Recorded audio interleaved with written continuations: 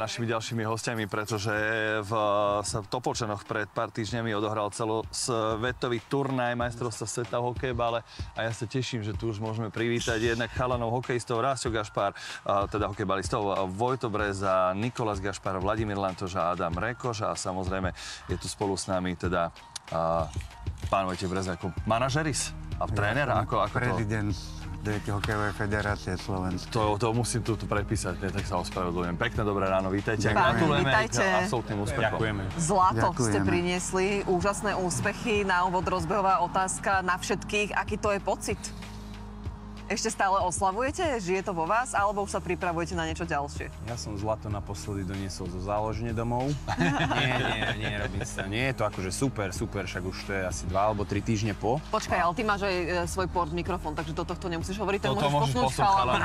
Ale on sa zarepovať trošku podľa mňa, vieš, že Je to za mňa super, akože super pocit, to je. Málo kedy sa to stane. Ale ako celkovo, keď sa bavíme o tom slovenskom hokejbale, tak má silné meno v tom svetovom meritku. Čím to tak je, že tí naši hokejbalisti prosto dosahujú tie úspechy a nosia tie medaily domov? Lebo hokejbal, keď to porovnám s hokejom, je podstatne menej náročný, čo sa týka financií šport. Vidíte, lebo stačí mať hokejku, chrániče, holení, nejaký dres, loptičku. Ale to ešte to nie je predpoklad toho, že človek sa stane majstrom, hej? Áno, len ja keď si spomínam na svoje detstvo, my keď sme prišli do školy, odhodili sme kabelu do kuta a celý deň až do tmy, dokým nás mami nevolali, sme buď v zime hrávali hokej, alebo cez leto to bol futbal. Čiže to bolo také nejaké v krvi v nás. Jednoducho to tam je. Pán prezident, ale keď sa pozrieme na turnaj, ktorý teraz hrali chalani, bol niečím výnimočný a iný? Opravím vás, nie turnaj, ale majstrovstva sveta. Majstrovstva. Vidíš, my túto športovú terminológiu nemáme úplne zmáknutú. Bol niečom iný, že konečne sa to usporadalo na Slovensku. My sme mali dokonca tú možnosť nie v každej kategórii postaviť jedno družstvo, ale dokonca 2. A taktiež by som chcel ešte poukázať na naše úspechy. My sme vyhrali nielen 1 zlato, ale 2 zlato v kategórii mužov, aj v kategórii U21.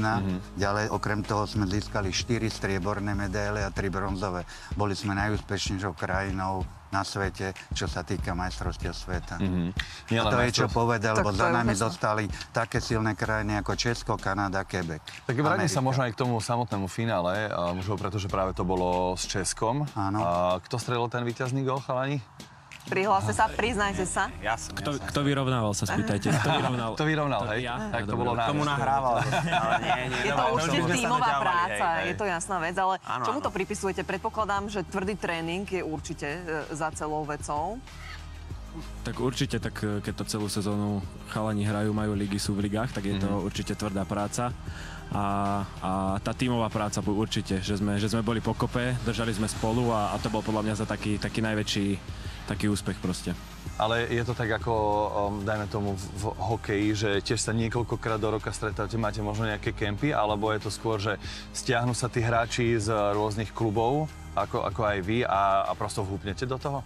Určite, je to tak, že každý hrá tú svoju ligu, hej, treba v Bystrici sú ligy, v Bratislave sú ligy, Extraliga sa hrá slovenská, hej, čo je najvyššia vlastne hokejbalová súťaž. Sice je to vo formáte 5-5, ale takto sme s Vojtom volali, stretli sme sa s trénermi. Je to taký klasický výber a stretneme sa.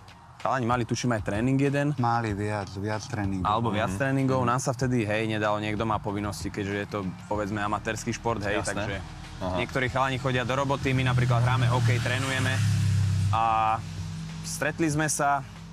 Ako povedal Niko, výborná partia, akože fakt celý turnaj sme sa nehádali a to bolo vidieť aj v tom finále, keď sme doťahovali s tými Čechmi. Tuším, 3 razy sme prehrávali a vždy sme dotiahli, vždy sme to obrátili, v nájazdoch to bolo takisto a super za mňa, výborné všetko.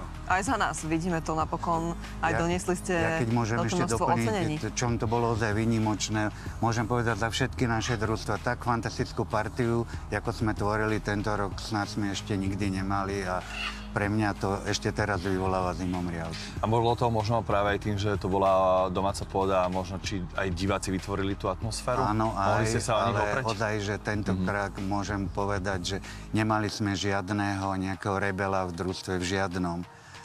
Ani od chlapcov od 19 až po legendy, to sú 45-roční, ozaj, že tam nebola žiadna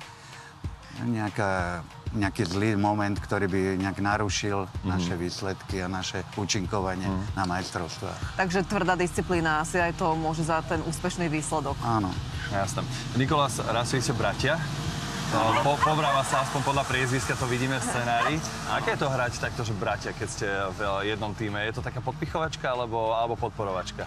Tak hráme od malička spolu vždy tento hokejbal, takže už sme nejako tak zvyknutí na seba. Kedysi sme sa veľmi hádali, keď sme hrali spolu. Áno, proste vynadali sme si, hej, bolo to, kde si mi nahral, tam si mal nahrať, samozrejme. V jednom útoku sa nám dokonca v lige podarilo hrať aj s otcom našim, hej, čiže... A to bolo tiež akože hádka, chvíľu sme sa nebavili, potom, že dobre, Jak si mi to nahral? Áno, bolo to, hej, tak, ale boli aj nadávky, všetko. Ale potom sme zistili, že musíme držať spolu, že sme vždy silnejší a aj sa nám to darí vlastne na tomto hokejbalovom fóre. Čiže za mňa dobre, už sa tak nehádame, vyrástli sme trošku. Nechcem tým povedať, že sme starí, hej. Zreli, ako sa My tu máme ešte jednu dvojičku, Igora Žigo Polákovci. Áno, vy ste tiež Ďalší dvojičky. bratia, áno. Tu ste, áno, muselo byť vás ako hadov, ale ešte by ma zaujímalo aj z pohľadu trénera Adama Rekoša. U21, to sú chalani, ktorých máš ty na starosti. Čo si zvolil? Akú trénerskú taktiku? Išli ste viac Keďže je tam ofenzívu, to zlato alebo... tiež na konte. My sme tiež zvolili hlavne tu, že sme išli tým, že sme boli dobrá partia. Mali sme teda viac tých stretnutí v Bratislave, nejaké 3-4 kempy, kde sme stále tých chalanov nejakých sa snažili zohnať a sme ich pozorne sledovali, ale potom vlastne po tom poslednom je to najťažšie, čo tréner môže mať, že musí vybrať v podstate to najlepšie, čo uzná za vhodné a ja si myslím, že či chalani boli výborní hráči, ale hlavne aj ľudia, že sme fakt boli dobrá partia, mali dobrú disciplínu a vlastne potom ťažšieho začiatku sme potom vlastne chytili sériu 6 víťazných zápasov a sme sa stali majstrami sveta. A veľmi dobre sa to počúva, A pani. keď sa pozrieme možno aj na ten záujem práve tých mladých hráčov alebo hráčiek celkovo o hokejbal, tak asi stále na Slovensku evidentne funguje a je a sú aj tie talenty, alebo stále sa robí nejaký nábor, že príďte, poďte si zahrať a môžete byť úspešní. Mňa veľmi prekvapilo a ja som bol príjemne prekvapený z chlapcov, jak mali motiváciu sa tam dostať. Veľa sa mi stalo krát aj, že počas toho, ak boli aj nejaké zábery z tých rôznych tréningov, zrazov, tak sa nám chalani ešte ozývali spätne, či by sa mohli zapojiť do nominácie, takže ja som bol príjemne prekvapený a myslím si, že aj to bolo potom to, čo rozhodlo, že chalani mali strašnú chuť. A tým, že to možno bolo aj doma, ale ja si myslím, že či to bude tu alebo niekde inde, tak chalani ten hokejbal majú veľmi radi a bolo to na tej ploche vidieť. Vladimír, napríklad za teba, keď nás pozerajú nejaké aj deti, ktoré sa rozhodujú, akému športu by sa mali začať venovať, čo ten hokejbal tebe dáva do života? Viete čo, hokejbal celkovo dáva do života to, že sú chalani pokope, že sú v takom kolektíve, čo si myslím, že teda beriem to zo svojho hľadiska, že ma to posunulo tak trošku, aby som sa v normálnom živote dal viacej do nejakej komunikácie, aby som nebol taký uťahnutý, tak si myslím, že či je to hokejbal, aby to bol futbal alebo hokej, každý ten šport je určite pre to dieťa takým prínosom do života, či je to práca alebo normálny bežný život. Väčšinou hovoríme teda, že chalanský nejaký kolektív, ale funguje už aj dievčenské kolektívy u nás? Dokonca máme aj strieborné dievčatá. Aj teraz týchto majstrovstiev sveta? Aha. Takže existujú a tiež nie je to čisto mužský šport, ako by si ľudia mohli predstavovať, ale teda aj dievčatá si to... A myslím si, že už aj tie dievčatá hrajú dosť tvrdo na to, že sú to že dievčatá. nepárajú sa s tým, ako sa hovorí, hej? No dobre, gratulujeme. Je to skvelý úspech. Jednoducho ten hokejbal má na Slovensku tradíciu a v tom svetovom meradle tie medaile, ako som hovoril v úvode, sa zbierajú, tak nech ich zbierate aj naďalej, vám budeme držať palce.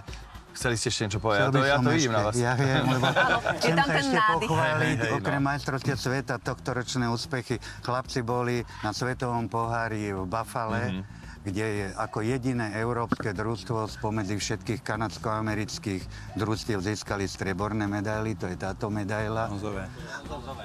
Bronzové medaily, pardon. A prepáč, ako som vás To sa ťažko povyšil. pamätá, veď toho máte mnoho. Naši chlapci na Svetových hrách mládeže v Klagenfurte, kde sa každoročne zúčastníme, získali v kategórii U13 túto krásnu striebornú medailu. Ešte by mi bolo možno ľúto, keby pani na konci niečo nepovedali. Keby si chceli niečo odkázať, možno práve aj tej mládeži, alebo len tak poďakovať niekomu niečo. Áno, naverbujte niekoho do vašich radov. Budete mať pocit, že ste prišli zbytočne. Ahoj mami, alebo tak, nie? Ahoj mami. Domov, jasné. Tak určite chcem teda vyzvať všetky deti aj ľudí, aby začali hrávať ten hokejbal. Je to predsa len finančné, menej náročné ako treba z hokej, ale určite to má nejaký význam. No dobré, a také tie tréningy ráno o 6:00 tu nemusia byť, hej, ako majú detská nálade. Nie, po škole. Zažili my hokejisti. Hej, dobre, čiže toto môže byť ešte potešujúce aj pre rodičov. Všetci si vydýchli. Chalani dvojičky, vy niečo na striedačku, keby si chceli? Vy sa podpichujete, keď hráte? Alebo sa podporujete? Tak, keď sme boli mladší, tak určite. Aha. No, teraz už sme z toho vyrostli. Aj si vás milia nejakí komentátori, že nevedia narýchlo povedať, kto? Ja si ich Pri asistenciách to tak býva, no. Pani, veľká vďaka, že ste prišli. Ďakujeme, že reprezentujete Slovensko a robíte nám veľmi dobré meno doma aj vo svete. Vladimír, mimochodom všetko najlepšie k meninám. Potom vás pozývame aj do našej kuchyne. Máme tam Martinku Igondovú, ktorá pripravuje sladké dezerty, takže určite sa vám niečo ujde. Tak my si ich dáme, no ale chceme povedať aj to, že nielen slovenský hokejbal má veľké úspechy, ale máme na Slovensku veľa projektov, ktoré si zaslúžia pozornosť a potrebujú aj dávku podpory. No a samozrejme viac sa na takéto projekty pozerala naša kolegyňa Simonka, tak poďme spolu s ňou kúknuť, že o čo ide.